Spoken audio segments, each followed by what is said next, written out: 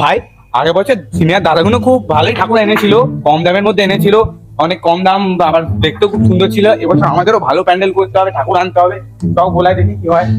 ঠিকই বলেছিস, কিন্তু এবছরের টাকাটা একটুখানি কম আছে, বুঝতে পারলি তো, সেরকম নেই হাতের কাছে। তো এবারে কি করতে হবে, টাকাটা যতটা কম সময়ের মধ্যে পারবো মিটিয়ে নিতে হবে, বুঝতে পারলি তো। তারপর আমাদের জন্য তো কিছু রেখে নিতে হবে, তাছাড়া দিদি যা দিচ্ছে সেই পয়সার মধ্যেই আমাদের এই কাজটা মিটিয়ে নিতে হবে। দেখা যাক 15-20 হাজার টাকার মধ্যে কোনো ঠাকুর পেলে আনবো। চ তাহলে মহাদেবদার গোলায় দেখি কি কিরকম কি আছে। চ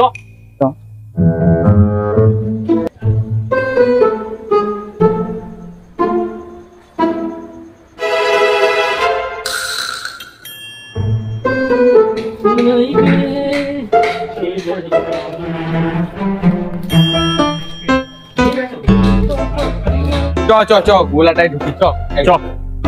বাহ বেশ সুন্দর ঠাকুর হয়েছে, হ্যাঁ ঠাকুরগুলো সেরা দেখতে একদম। ও কি সুন্দর গন্ধ দিচ্ছে এখান দিয়ে, সেরা গন্ধ ভাই। সে তো আমি গ্যাস ছেড়েছি বলে গন্ধটা সকালবেলা মূলত রুটি খেয়ে এসেছিলাম। ভাই ঠাকুরের সামনে এইসব করছি? আরে চুপ, তুই জানিস আমি মূলকে গ্যাস ছাড়ছি, ঠিক আছে, আমি জানি আমি গ্যাস ছাড়ছি, ঠাকুর তো জানে না।